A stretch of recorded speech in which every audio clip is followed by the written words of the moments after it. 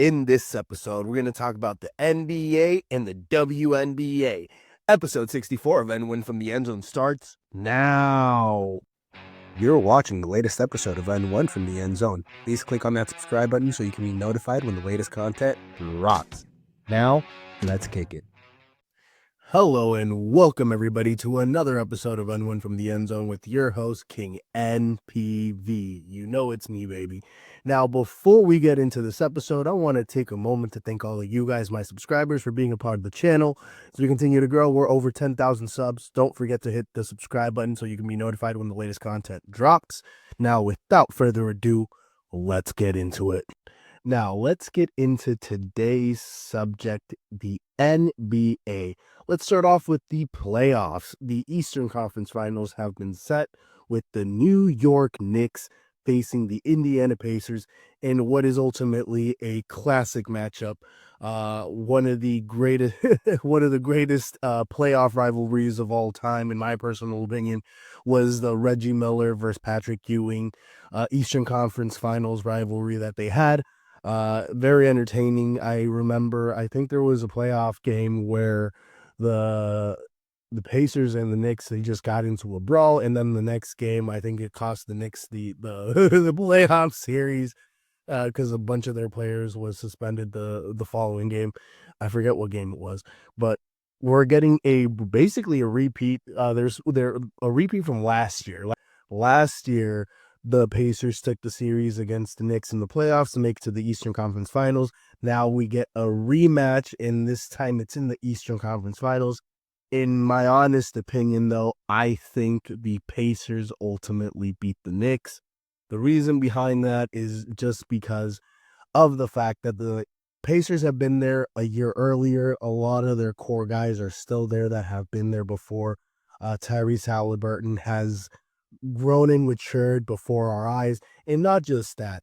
Rick Carlisle, I think he's a much, much, much better head coach than Tom Thibodeau. With all due respect to Tibbs, because I love him. He was, I love as much as I love my Warriors, I'm also a Bull supporter. And me and Tibbs go back years. I supported the T-Wolves when he was there. I've supported the Knicks while he's been there. The reason why my mind has been made up over my heart, which would be with the Knicks, is because Rick Carlisle has a rotation where he depends on at least 5 to 6 other guys on his bench that he trusts, that he can go to give his starters, his core guys, time off to rest, to recuperate, to go back in there and just dog the other team. They have a great defensive presence with Pascal Siakam and Miles Turner, who's been there for years. The offensive contributions of Nembhard have been phenomenal, especially in the playoffs where he's gone off. Tyrese Halliburton is him. He's shown up in moments. He's been ice cold in the clutch when they've needed him to be. And I think because of the layoff that they've had where he's had time to recover and the Pacers have just stayed quiet, they're ready for this next step. The Cavs, who are the best team in the East, I know they succumbed to injuries, but they got dog walked down by the Pacers. And I know there was a big lull, and they're gonna start off basically cold. I think the Knicks ultimately win the first game, but then the Pacers come back and win the second game on the road. The series is going to go to the Pacers, in my opinion, even though the Knicks did a phenomenal job against the reigning champs, the Boston Celtics. I just think Tom Thibodeau, he reluctantly goes to a 7, even an 8th man if it's needed. He reluctantly goes to a 7th man, ladies and gentlemen. He definitely has a 6-man rotation that he likes, but he leans on his starters way too much. And I think in the next round, they're gonna run out of gas at some point. And if it's not in the next round, I think the Knicks, if they do manage to overcome this series, they're going to run out of gas by the time the finals comes, because I just don't think it's sustainable for them to be playing the amount of minutes that they're playing. I think right now they're averaging between 35 to 40 minutes a game, while the Pacers starters are only averaging about 36. And what happens when Jalen Brunson is tired? I understand what they could do is just do throwaway games like they did against the Celtics, where they just showed up, didn't really play, and then they came back harder in the next game. But realistically, a team like the Pacers who has beaten you already in the playoffs, who are going into these playoffs confident, knowing that they've taken a series against you to make it to the conference finals, and there you look like they're primed, they're ready to take that next step. Let's not forget Pascal Siakam was a part of the Toronto Raptors and was essentially the number 2 or 3 option on that team when the Raptors won that title against the Golden State Warriors. And I think that experience plus the experience that Miles Turner has, uh, just that defensive presence, that defensive dog, and Tyrese Halliburton. I think I ultimately do think Tyrese Halliburton just might be a little bit better than Jalen Brunson, but people won't say that yet because I think Jalen is a bigger market, and he really does do everything for the New York Knicks. I think Tyrese, however, because of his size, because of his ball handling skill, and because he is a pure point guard, is a bit better of a player than Jalen Brunson. And people may hate me for it. I don't care. I think the Pacers win this series in about 5 to 6 games. I don't think it goes 7. In the West, we got the Timberwolves facing off against the Thunder. I'll be honest, I had the Nuggets beating the OKC Thunder just because of their championship experience. But then as the series progressed between Nuggets and Thunder, I did notice that they started relying heavily on Russell Westbrook. And Russ was just playing like Russell Westbrook plays in the way that he was all energy, but it wasn't contained. He was taking unnecessary shots at times, trying to force the ball. He would be forcing passes to teammates where there were clearly defenders in the area, and then the turnovers along while him trying to dribble.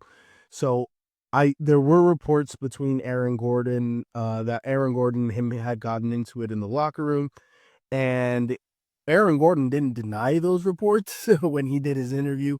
So I'm just I'm a bit disappointed. Clearly, I think Jokic is phenomenal. Jokic did everything he could for the Denver Nuggets, but once Aaron Gordon got that hamstring injury, that was a grade 2, and Steph didn't even play with a grade 1.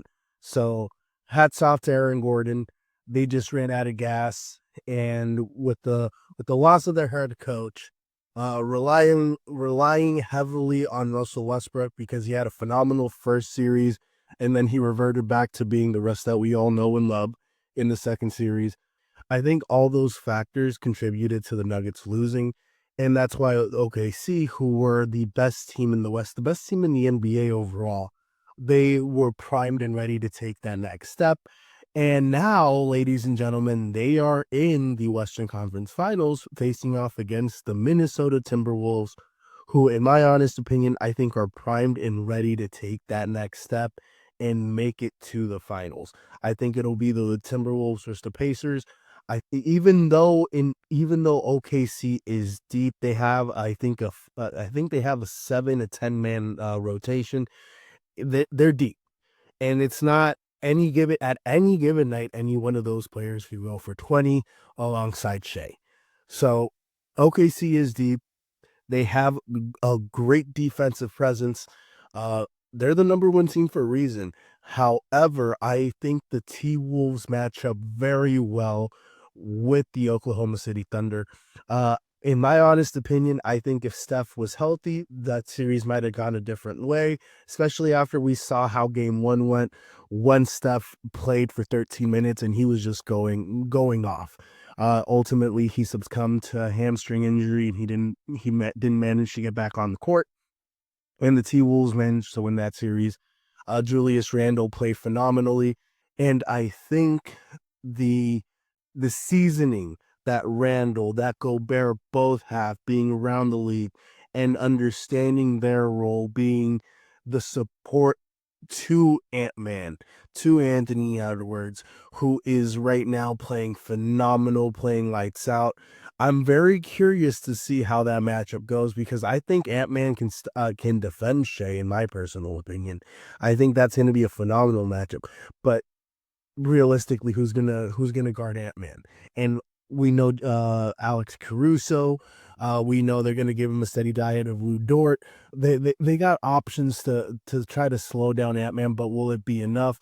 I do think the T-Wolves, thanks to the likes of Naz Reid and to other players that they have on that squad, are deep enough to be able to contend with Oklahoma and ultimately win the series. I think the Western Conference Finals goes at least 6 to 7 games.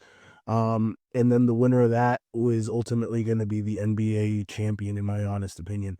I'd be surprised if the Pacers win it all, but sadly, I don't think the Knicks make it. I really don't think the Knicks will make the East to make it to the finals.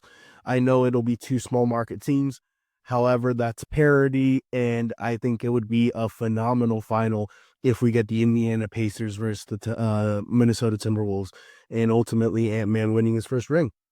With that being said, ladies and gentlemen, we will be right back after these messages.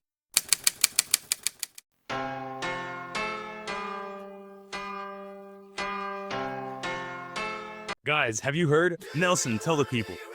Shady Mob Productions is an official affiliate of HBO Max. Click on the link in the description and sign up so you can watch hit series like Hard Knocks, Game of Thrones, and House of Dragons. Also, don't forget to hit the subscribe button so you can be notified when the latest content drops.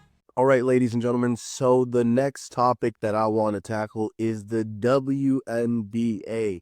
Granted, the Fever have already played their second game, and this is a little bit old news, but the first game of the season was between the Chicago Sky and Angel Reese versus Caitlin Clark and the Indiana Fever. And boy, was it a game. I think they got over 2.7 million views, which I think is the highest viewed WNBA game since 2000. And with that being said, ladies and gentlemen, it didn't disappoint. It was very entertaining. It was a one-sided affair. When I say it was very entertaining, it's because Angel Reese and Caitlin Clark both make it very entertaining. At least Angel Reese's disdain or dislike on the court when she is Caitlin's opponent is very visible. There was a foul that was a reasonable hard take foul that shouldn't have been called a flagrant on Angel Reese, and Angel Reese lost her shit on Caitlin Clark because she was the one that committed the foul. And to be frank, it kind of made me feel a little bit uncomfortable. The reason why is because I've seen rivalries in the NBA where players don't like each other. Like, for example, Chris Paul and Steph Curry, before they were teammates for the longest amount of times, they just didn't get along. There was also the Russell Westbrook Steph Curry debate, but it never got to a level of animosity. Like, I feel like the issue between Caitlin Clark and Angel Reese is getting. I feel like as time continues to go, I feel like as time continues to transpire and Caitlin Clark's popularity on the court and in the WNBA continues to grow, Angel Reese is going to get a little bit of that resentment. Mainly because Angel Reese has gone out of her way to build her brand off the court. She's done a phenomenal job capitalizing on the fact that she's in the WNBA. She's one of the most, if she's not the second most recognizable face in the NBA, she's at least top 5. Clearly, Caitlin Clark is the number one, is the face of the league at this point. With all due respect to the other great WNBA players that have been a part of the league for a long time, like Brianna Stewart, Kelsey Plum, Sabrina Ionescu, Ogunbowale. There's a bunch of other females that have been there, but the most recognizable face at the moment is Caitlin Clark. And because of that NCAA championship game that they had a couple years ago, where it basically started this entire thing, Angel Reese has benefited from that as well. Now, the reason why I think Angel Reese is gaining some resentment is because year 2 in the league, she is supposed to now be the face of the Chicago Sky. At least that's what it seems like, because she's the only player that attempted double-digit shots. Uh, what was it? She was 5 of 14 with 17 rebounds, 1 assist, and only scored 12 points. 10 of those 17 rebounds were probably shots that she missed and put back up for herself and got the rebound on multiple times. Her game, I thought, was going to take a step forward as time progresses, but it looks like, and maybe I'm just talking out of my ass, maybe she needs to play her way into shape, but it looks like in the off season, because the off season for the WNBA is about 8 months, if not, I think 9 to 8 months, if not 7 months. In that time, she's probably been just building her brand, building her reputation, handling all the off the court stuff, because I've seen her do shoots, I've seen her do interviews, I've seen her in a lot of places, being in the spotlight, and maybe she hasn't been focused too much on her game, where you're seeing that translate onto the court. I know it's only been game one. We're going to see how the Chicago Sky bounce back, but she's growing that resentment towards Caitlin Clark, in my opinion, because of her own shortcomings. Caitlin Clark, first game of the season, first couple games against Brazil, lights out, shooting it from everywhere, from the other side of the court, it seemed like at times, and balling out. The Brazilian coach had to take his hats off and show Caitlin Clark his respect. Then the first game of the season, Caitlin Clark gets a triple-double. She's only been in the league 2 years, and now she's third on the all-time triple-doubles list. She got, 20 points, 10 rebounds, 10 assists. Getting everybody involved. She went 4 for 4 on three-pointers and 4 of 8 on threes. Caitlin Clark has been balling out, has been developing her game. And I know last year I said this could be a Bird Magic type of situation, but realistically, it's starting to feel more like Steph Andre Drummond, where unless Angel Reese develops her game drastically and improves her finishing, there was an interview at the end where a reporter asks her if she's been practicing her offhand scoring because she was shooting with her right hand, and she claps back at the reporter and she's like, "Oh, I'm right-handed." But if you've seen her game, she finishes with her left. She finishes mainly with her left, and then she'll go sometimes with the right. So she might have two offhands. Who knows? But for damn sure, neither one of them are working if she's only putting up 12 points after shooting 14 times. I can only hope that Angel Reese improves. It was clear that she wanted to kind of break down after she shot her technical and she missed. It looked like she got emotional, and then after the blowout loss, because they didn't lose by a little, they lost by 35 points? That's a blowout. She was definitely feeling some type of way. Kudos to the Indiana Fever. Kudos to Caitlin Clark, who has developed into being the star, the face of the league. All but 2 of her games are currently televised, and those 2 might even get televised. Angel Reese, I hope she can develop, and I hope she accepts the situation that she's currently in, so it doesn't come back to bite her, in the terms of sometimes your biggest enemy is yourself. So if you can be accepting of your shortcomings and improve on who you are individually as a player, that can only help elevate you. Caitlin Clark is accepting of who she is as a player. That's why her game is the way that it is. It's so fluid. And Angel Reese, I think maybe she shouldn't be the centerpiece for the Chicago Sky. Maybe she can be one of the pieces.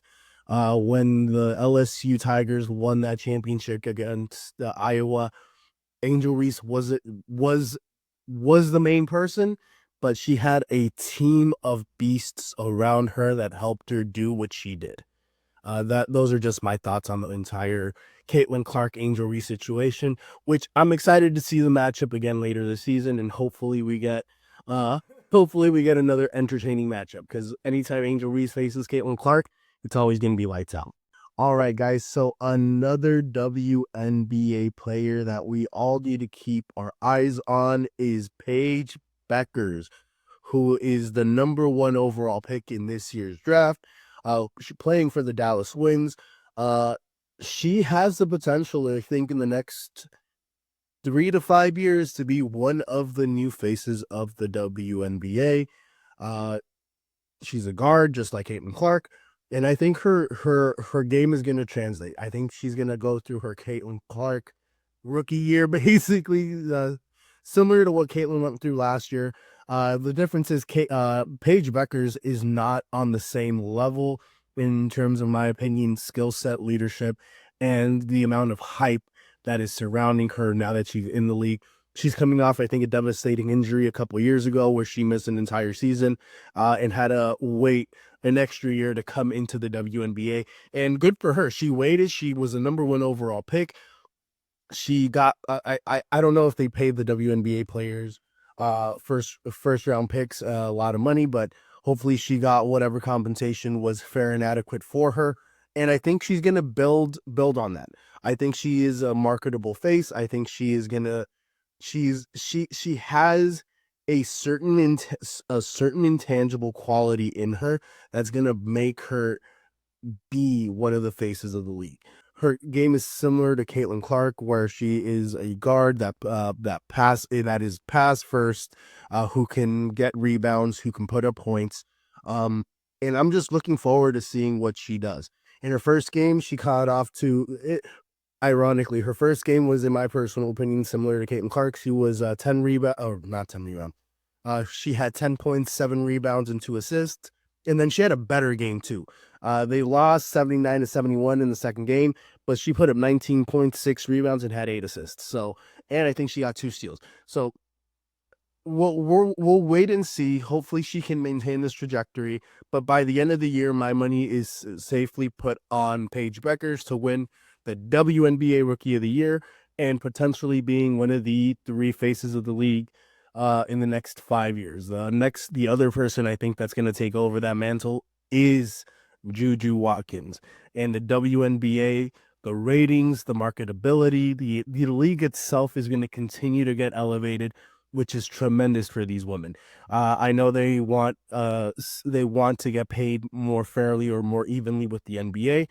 Realistically, that's not possible right now because the WNBA doesn't generate that much money. But considering the trajectory of where the league is going, and with more marketable faces, with more talented players that are coming in to elevate the game more, I think it's just a matter of time before the WNBA players are making closer to NBA veteran minimums than what they're currently making, because I don't even think they make near close to $1 million a year at this point. Not yet. Just give it time. Ladies and gentlemen. Guys, join me, Alex, the man Angela, then check out A&A Radio, where we're going to be talking about the latest and greatest financial news, investments, banking, and personal finance. Check out the channel and don't forget to hit the subscribe button so you can be notified when the latest content drops. Guys, have you heard? Shady Mob Productions is an official affiliate of HBO Max. Click on the link in the description and sign up so you can watch hit series like Hard Knocks, Game of Thrones, and House of Dragons. Also, don't forget to hit that subscribe button so you can be notified when the latest content drops. All right, ladies and gentlemen, so let's transition back into the NBA. More specifically, Cooper Flag to the Dallas Mavericks, or at least that seems what is likely to happen. The Dallas Mavericks have won the draft lottery, and Nico Harrison has come out and said that they are not trading the pick, and they intend to draft basically Duke's Cooper Flag, who, by all intents and purposes, his game, especially in that workout that he did prior to the Olympics with the Team USA, he looks like he's ready. He looks like he's going to be that guy, and he can potentially be. He'll probably have a Wembanyama type of rookie season, where by year 2 you can establish him as one of the faces, one of the team's leader for the Dallas Mavericks once he gets there. I think the Mavericks are going to build their team around Cooper Flag and make him the focal point, make him the centerpiece. Have him paired up with Clay, Kyrie, AD, and you'll see that the Mavericks are going to probably, hopefully, make the playoffs next year, if not be contenders for the Western Conference. I don't think they'll have enough to win a championship. Realistically, I don't think the Dallas Mavericks are good enough to win a championship as currently built. Kyrie Irving is older, injury prone. Anthony Davis is older, injury prone. He had the outlier year was the year with the Lakers prior to getting traded, where he was able to remain healthy. The reason why they moved Luka was clearly because he has to play himself into shape. But realistically, I thought that was a dumbheaded move. If they would have, if things play out the way that they play out, maybe Cooper Flag still ends up going to the Dallas Mavericks. But realistically, I think if Luka would have made the playoffs, actually no, I don't think Cooper Flag would have ended up with the Mavericks because of the way that Dallas was playing, and they probably would have made the playoffs anyway if Luka had remained with the Mavericks. But hey, offloading Luka, missing the playoffs as a whole, and then having the opportunity to having, I think it was like a 1% chance to win the lottery and get the number one overall pick. They did it. And I think Nico Harrison saved his job. I think the ownership saved face here. And the smartest thing for them to do is just draft Cooper Flag and build the franchise around him, because you can't build it around an old and injury prone AD and Kyrie. And as much as I love Klay Thompson, he's not the same Klay that he was for my Golden State Warriors. Can he catch and shoot? Yes, he fucking can, because he is a lethal shooter. He is the second best shooter of all time, in my personal opinion. It's just that he doesn't have the same two-way defensive presence that he's had in the past. And he, at this point in his career, is closer to being the fourth option than he is being a third option. I'm excited to see what Cooper Flag does in the league. And good for the Dallas Mavericks. I still hate the move that they got rid of Luka for AD. I think that put the franchise back, at least in my opinion, 3 to 4 years after being in the finals. And with this Cooper Flag move, it maybe expedites their timeline up by a year or two. I think they're 2 or maybe 3 years away from realistically being title contenders in the NBA. Next year, I think they could make the playoffs and maybe make it to the second round, but I don't think they're legitimate contenders for the Western Conference Finals. And that's not even the finals, the Western Conference Finals. But that's just my opinion, ladies and gentlemen. All right, now let's talk about Giannis Antetokounmpo. Giannis Ugo Antetokounmpo. He looks like he is looking at all of his options. There is a chance that he might stay with the Milwaukee Bucks, but there is also a chance that because Damian Lillard is out for this year, and realistically, it is a long shot for the Milwaukee Bucks. Actually, is it really though? We'll talk about it here in a bit. To win the championship next year, he might be on his way out. Now, teams that have been linked with him have been the Miami Heat, have been the Houston Rockets, and even potentially the San Antonio Spurs.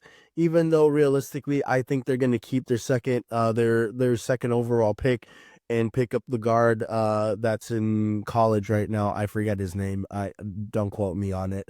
But from all intents and purposes, it looks like they want to keep it and draft the guard that's coming out of the NCAA. With that being said, if Giannis stays with Jason Tatum being out next year, and realistically with the East still being, in my opinion, wide open, with all due respect to the New York Knicks and the Indiana Pacers, who are right now in the Eastern Conference Finals, with the right moves, with the right guard combo pairing with Giannis, even though I know Dame is out, they could be potential contenders in the East. I don't know if they'll win the championship, but they could contend in the East if Giannis stays. But if he does it, I think the team that they should consider sending him to is the Houston Rockets. The Houston Rockets, they need a Giannis. You pair him up with Şengün, even though I think Şengün might actually realistically be put in the package deal to move Giannis for Giannis.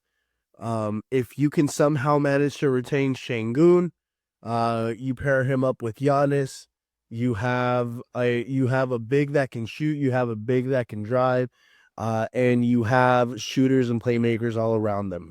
You still might have Fred VanVleet, even though he might be included in the bag of jail. I really don't know what a deal for Giannis would look like, but if there is a deal out there that can be made where a team can retain two or three of its core pieces. For example, whether that be the Houston Rockets, whether that be the San Antonio Spurs, or whether that be the Miami Heat. Having Giannis to plug into that, having another player that he can lead off of, where he can probably be the two or be a 1A, 1B situation, would be super beneficial to the team and to Giannis himself, who clearly wants to win a ring. He's come out and he's very aware of the financial dynamics that goes into a trade. He wants to retain as much money as possible. He like he's playing with the people where he says that he wants to play in New York. He's also, I think, he's also made a comment about Miami or Dallas. Um, if Pat Riley can somehow manage to bring in Giannis, because Pat Riley looks like he wants to go after both Giannis and KD. And I don't necessarily know if that duo would be a championship winning duo, but that duo would definitely be a legit contender in the East, in my opinion. You got a lethal shooter in KD. You have a big man that can drive, that is dominant in the post in Giannis. And if you have, again, it all depends on who are the other pieces around him. If you can manage to keep Tyler Hero, maybe you have Bam Adebayo in the trade situation. Now, who knows? But that would be great for Pat Riley. Now, I honestly wouldn't put it past Pat Riley to be able to pull a move like this off. He did it with LeBron and Chris Bosh back in 2010. The with the narrative being what it is right now in Miami, this would be the most Pat Riley move that could be made, where it would just do a 180 on the narrative and go back to being okay. The godfather of basketball, Pat Riley, knows what the fuck he's doing because he's always known what the fuck he's doing. I'm just curious to see what ends up transpiring. If Giannis stays, I think Milwaukee can contend in the East for the Eastern Conference title. I don't think they'll compete for a finals championship for the NBA title.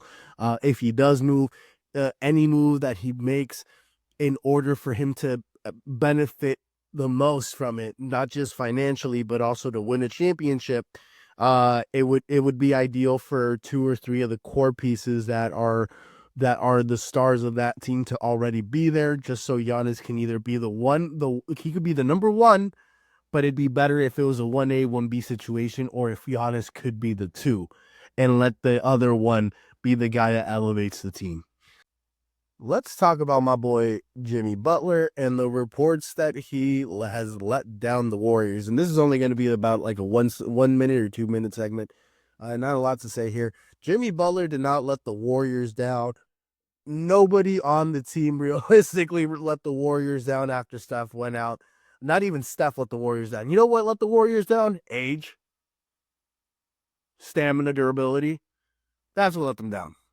Uh, Literally going 7 games against the Houston Rockets, then having a day in between, and then going up against the T-Wolves. Steph didn't have enough time to recover.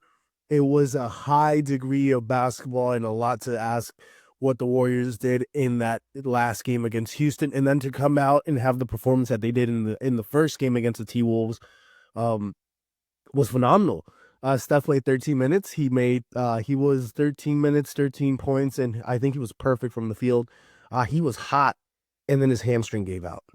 Uh, if it wasn't for his hamstring giving out, and realistically, I don't even put it on Steph himself because Steph couldn't ball. All we needed was a game then to see if Steph could come back. And even if Steph did come back, there was no guarantee we were going to win the series. And at Steph's age, I'd rather them just shut it down, let him recoup, let him get healthy, and then next year we can actually legitimately go and compete for a title. I didn't. I'll be frank with you. I didn't think Jimmy Butler was the missing piece for the Warriors, and I didn't think that they were going to mesh as well as they did. I did not see Jimmy Butler as being what the Warriors needed at the time to compete for a championship. And what we got this season from them is more than what I could have asked for. I realistically didn't think we were going to win a championship this year, because usually when a trade like this happens in the middle of the year, it takes about that half season and then a full off season and then the entirety of the next season to build that chemistry, to have that trust with one another, to be able to elevate the guys around them, to be able to compete for a title. And that's why it was missing. Jimmy Butler didn't do what Jimmy Butler does, because Jimmy Butler has not been a part of the Warriors long enough to have that chemistry, to have that gel with the other Warrior players that are on that roster. Because even from the moment that he got there, he's mainly been playing with Steph by his side, and they work well together. A great thing is we saw what Jonathan Kuminga can do. Now, if there's a way JK, Butler, and Steph can all coexist on the floor at the same time, that would be phenomenal. Now we need to establish some trust in Trace Jackson Davis. I think we have good young court, or like good young players, especially some young players that were a part of that championship winning roster back in 2022 when we beat the Celtics. We have depth. It's just we need to start relying on them, or we need to start finding ways to involve them in the play, in the gameplay, in the game plan. I trust Steve Kerr. I don't think his messaging has gone stale. I don't put this on Jimmy Butler. I don't put this on Draymond Green. Yes, could we have gotten the game just so Steph could have made it back for a potential game 6? Sure. But even then, Steph isn't going to be at 100%, and then there's no guarantee we're winning at that game 6. And what if Steph injures his hamstring a lot more and it becomes worse, where he's not just out for a week or 2 weeks, he's out the entirety of the next season? There are layers to this, and that is why as a fan, I'm okay with it. I'm okay with it, and I don't want to put any blame on Jimmy, because we asked Jimmy to do what he did, and Jimmy at times did do what he was supposed to do. He just didn't have the continuity on the roster with the team and the confidence in the guys around him to be able to elevate them as like he elevated the Miami Heat. But next year, just give it some time. Hopefully we keep Buddy Hield, and we keep a lot of the guys that were in that locker room this year, and we're just a move or two away. If we can package JK and if we need to bring one more player in, obviously JK is going to be the guy that leaves, but it can be done. It can be done, and I think the Warriors have a legit chance at competing for a title next year. If you're in the San Francisco Bay Area and want the best cut of your life, go check out Headspins Barbershop, located in South San Francisco, the official barbershop of N1 from the End Zone. Guys, you're watching a Shady Mob production. Make sure to follow the Shady Mob podcast, where we break down all the latest content and talk about life. Please make sure to share, like, comment, and subscribe so you can be notified when the latest content drops. Now, ladies and gentlemen, the last subject we're going to be discussing is the Cleveland Cavaliers. The general manager for the Cleveland Cavaliers recently came out and said, and I quote, "I think we can all agree that coming into the season, no one predicted us to be the number 1 seed. I don't think anyone had 64 wins. Because we were so good, we recreated the expectations of finals. I think everyone in here saw potential champions, which is a new space for us," Altman said. "We recreated the expectation, and now we have to live with that. I think it's a space we want to live in and take that into the playoffs next year, knowing that we have to get over the hump." With that being said, ladies and gentlemen, LeBron James isn't signed this season yet, and I think he's still a free agent. LeBron to the Cavs for a potential reunion on a veteran's minimum. At this point in LeBron James' career, what is more important? Winning another championship or making more money? Because with all due respect to LeBron James, he is a vastly underpaid player for everything that he brings to the league. He is still the face of the league, but dude is worth over $1 billion, if not 5 billion or 500 billion. He's worth a shit ton of money. He is worth a shit ton of money. The difference between 50 million and 2 million for a person like you and I is a lot of money. And realistically, for LeBron James, it's probably still a lot of money, 50 million to 2 million or whatever the veterans minimum is. But he just has so much money that if you were to sacrifice that 48 million and still have that 2 million left over, like, and play for that minimum, that 2 million veterans minimum, right?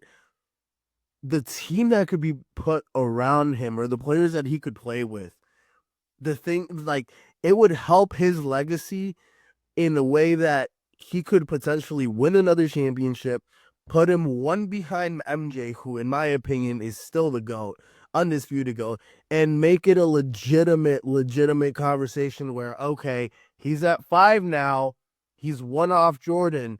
Yes, his finals record is this, but he's also won this many. He needs one more ring, in my personal opinion, to separate himself from, in my opinion, Steph Curry, who is chomping at the bit to be in that conversation with LeBron and MJ. He has a better finals record. He's a unanimous MVP. He has the NBA Finals MVP. He has the All-Star MVP. He has the Western Conference Finals MVP. And he also has the regular season unanimous MVP. Something LeBron James never won in his career, in my personal opinion. Or not in my personal opinion, that's a fact. Never mind. This move, for the minimum, for the veteran minimum, you put him with Donovan Mitchell, Evan Mobley, Darius Garland, and Jared Allen. LeBron James is the 5th guy on that, is literally your 5th person. Your 5th person for the starting 5. Cavs are lights out. And Cavs win another championship. And what better way for LeBron to go out than to win another championship for the team that drafted him, for the team that is his hometown team, and retiring on top.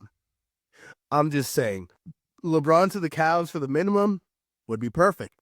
And if LeBron cares more about basketball and cares more about his on the court legacy, he should really consider it. I know LA is a place where he can do a lot of business things, but he's a year or two away from retiring from the game anyway. He can wait a year or two to focus on the business side and just get that one last championship ring. I've never wanted him, either the Cavs or the Warriors. Bronny, LeBron, my boy, come ball with your boy Steph. Ball with your boy Steph. Well, you know you love him. But I'm not rooting for it. But if it happens, it would be an ideal situation. And it's something for people to just keep an eye out on. He hasn't signed with the Lakers just yet, I don't think. But if he does he take a minimum? If he wants to win another ring, does he stay with the Lakers? Does he move? Because the Lakers are clearly going to be building around Luka. And the Cavs are poised at this very moment to win a championship ring. And the only piece that they are missing is LeBron James.